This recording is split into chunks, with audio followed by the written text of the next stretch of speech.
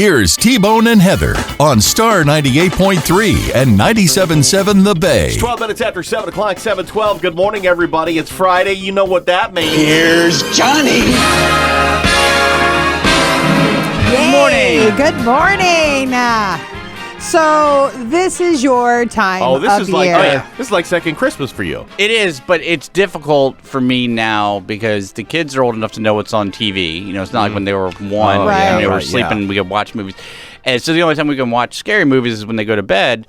And I am so old now, I'm in bed by like 9 o'clock. So Yeah. just stay up. as Yeah, I an know. example, we've been trying to watch Terrifier 2 for the last 6 nights. Yeah. Oh, gosh. Yeah, we're about 25 minutes in, so I think by December 15th we should be done. Oh my Yeah, gosh. so- Well, there are, tis the season. There's a lot of re-releases out there. I know Yeah. RC Theater is doing the re-release of Hocus Pocus and Yep. the re-release of Christmas, the Nightmare Before Christmas. Nightmare yeah. Before Saw Christmas. Unrated is re-released next Wednesday. Oh, wow. So I know I've asked you this before, but when it comes to something like this, where's a genre that you really just happen to like, when you're critiquing it, how do you separate the two from the fact that this is something you go in already liking right. it? Yeah. You don't really. I mean, I'm always a bit more. If something's in my wheelhouse, Yeah. like it's. You're always going to go in with a +2 handicap on that. Yeah, You know? right. But it's. Luckily, my thing is horror movies, which 99% of them are bad anyway. So, Right, low budget bad. I That can is true, I can right. cop to that. But yeah, it's. I try to just remember going into everything what I like, and that not everything's for everyone. So Right. you'll usually hear that disclaimer from me, like it's not for everyone, but if you like X, Y, Z, Right, this right. is what it's going to Well, Smile 2 looks just creepy. Oh creepy. God, isn't That it? is, I mean, it is oddly the disconnected smile from humanity is Yes. just unsettling as hell. I mean, a child alone in a room where they shouldn't be, Right. Right. Circus music playing in the dark, and people smiling when they shouldn't be smiling. Those are Right. the 3 creepiest things in the world. Yeah, very they really creepy. are. Yeah, and Smile, which Smile 2, which is a sequel to, I think it was last year or the year before, big hit, came out of nowhere, kind of another one of these Blumhouse movies that basically you're haunted by an evil presence, and the way it shows itself to you is this: everybody gets a giant smile on their like face. a Joker grin on their Yeah, face. yeah, like a Joker grin. And this time around, it's I always want to say Naomi Campbell. Naomi Scott is playing the lead. She plays a pop star named Sky. And Okay. I thought this was a cool twist for this movie. Is the movie's very good. It's classic sequel where it's not quite what the original was, but it's definitely a lot of fun and worth seeing if you like It's the got original. its own things going on. But the whole idea that the main character is not like some college kid running around a dark library or something, and it's an international pops. It's Taylor Swift on the Eras tour. Gotcha, Is okay. the gotcha. person is essentially what it is. So you get that weird juxtaposition of somebody that's never alone but is also not safe. That's Yeah. another thing that can be really unsettling. Like Sure. when things happen in a crowded room, where you think you'd be safe. Right. So it's and Naomi Scott, I'm really surprised she hasn't blown up more. She was she played in the live action Aladdin. She was Jasmine. Oh, And she okay, was in. yeah. I think part of the reason she hasn't blown up has been her choices. I think I've liked all her movies, but nobody else really has. She was in the Power Rangers remake. She was okay. in the Aladdin live action. She was in the Charlie's Angels remake with Kristen Stewart. But she's really good in this, and hopefully Okay. that'll get a little bit more. So All that's right. your Halloween choice for this weekend. Okay, what else is coming up?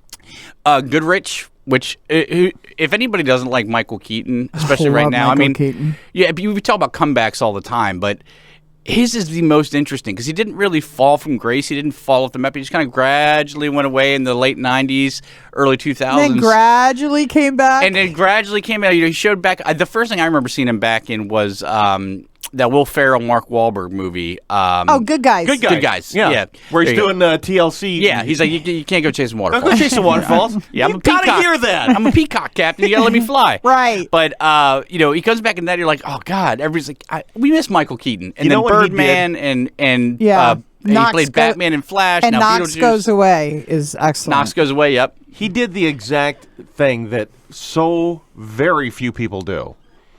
He didn't overstay his welcome when he was riding that wave of celebrity. He didn't overstay his welcome. He was kind of like, okay, I've done my thing. Yeah. Thanks, everybody. And so then he left. And then on his own agenda, he came back and you went, oh, my God, I remember that guy. I love him. Yeah. Right. And it's like when the McRib comes back. Right.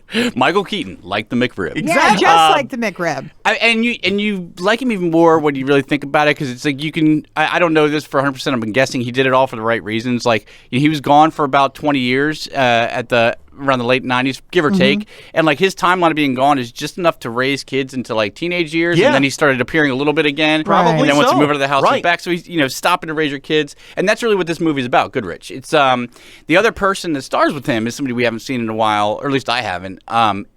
And gives a pretty amazing performance, which is Mila Kunis. Oh, yeah, sure. Which she'll probably be in the news a lot soon because Ashton Kutcher's really connected to Diddy. But true. Oh, boy. Really connected. That aside, and it's really disturbing that he did all this work for sex trafficking, like missing exploited women and stuff like that. Like, if he turns out to be a bad guy and he's doing that, that's like the ultimate Bond villain stuff. Anyway, Goodrich, Michael Make Keaton, a good movie. Michael Keaton plays an older guy whose wife goes to rehab, and he's left with his two younger children. And he's kind of leaning on his grown-up daughter, Grace, which is who Mila Kunis plays, to help out. And it's a very standard, formulaic kind of story of the dad or the person learning to be the person they should have been. So he's a good dad now, wasn't a great dad for her. He's learning to be a good dad there. A present, Okay. and it's really not that he wasn't a great dad for her. It's like he was an 80s dad for her. Okay. And that, it's a different type of dad. Nowadays, everybody's more present, everybody's more involved, so it's him learning to be that. And, without those two in it, this isn't something that you're ever going to remember. This is a Hallmark movie. Yeah, it's a Lifetime movie, Hallmark movie. But you add, and this is what performances do, you add in the two right people that are charismatic and funny and can carry both the comedy side and the dramatic side, and you have something that's really pretty special. Okay. It sounds good to me. You'll get tear-jerking moments. You'll get everything you want out of it. So. And he is he's hosting Saturday Night Live tomorrow. For anybody who still watches that. Wait, is he? Yeah. I thought it was Michael McKean that's doing that. I thought. Well, now I got You're probably right. I'm probably wrong. You're probably right. Well, it makes sense for Michael Keaton to do it because they always do it when they have a movie out, right? Yeah. No, I'm sure it was. I glanced at it this morning. I thought I saw Michael McKean, but is he Michael alive? McKean was on a lot too. So Michael Keaton hosts Keaton. Saturday Night Yeah, that Live. makes- I thought it was makes Michael more sense. McDonald myself. Well, that would have been great. I keep forgetting. Right.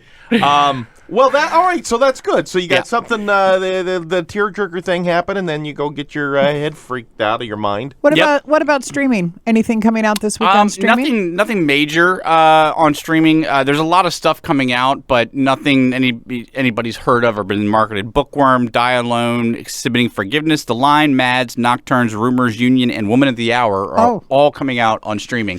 It's hard to tell really because streaming has turned into this thing where they're just like throwing, some weekends they throw out 10 movies on streaming and maybe one or two of them are worthwhile. Yeah. Right. But they don't, it's just marketing is so different now because not everybody, everybody watches streaming services and not cable TV. So you don't get the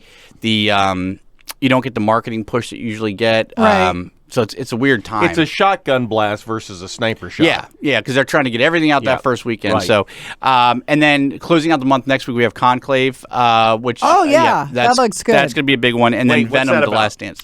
It's about the Pope, and I think it's about the death of one of the popes. But who is the guy? A pope dies, and the conclave is when all the bishops come together to elect the new pope, and there's somebody that comes that they don't know that's not supposed to be there. It's like a mystery around the white smoke. It looks good. Yeah. Okay. So I'm looking forward to and that. then Venom: The Last Dance, which you know what? Say what you will. I love Tom Hardy as Venom is inspired Perfect. casting. I love Tom Hardy. I can watch him. Well, really, just him. I guess him and his Venom voice hanging out all day long. Yeah, it's the funnest thing to I me. like Tom Hardy very much, and almost everything he does, he's really, really talented. All right. Yeah. All right. Well, good. There's a little something there for everybody.